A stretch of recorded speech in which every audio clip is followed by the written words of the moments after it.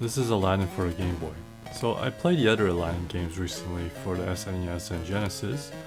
So since those games were quite popular back then, it's not surprising that there would be a Game Boy version. So how does it stack? Like with the other games, it is a platformer with a sword and apples as your weapons. So your goal is to get to the end of the level. Of course, you play as Aladdin.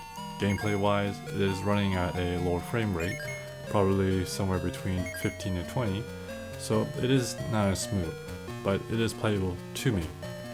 A tiny bit of input lag, which is okay, and it's kinda common for Game Boy games of this era. I also like that Aladdin didn't take up a large chunk of the screen.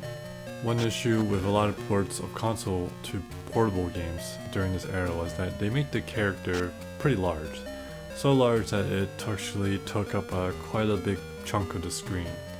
In my opinion, the character size is roughly the same in terms of ratio to the console version, maybe a little bit better.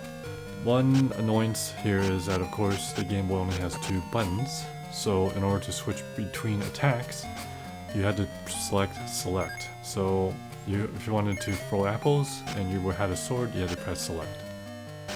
Graphically, the game looks fine. Some of the animations made it to this version. While it is not as fluid as the console version, it does have some of the animation spirit. The surprising thing to me is that this game actually is in color on the Super Game Boy, considering that not only does it say that it's Super Game Boy compatible, but the layout outside the gameplay is in color. This might suggest the game might have been rushed. Sound is also okay, nothing home to write about. Overall, I think this is a solid rendition of Aladdin. I'm not really sure if this is an actual port of the SNES version or not. Anyways, I would give it a 6.5 out of 10.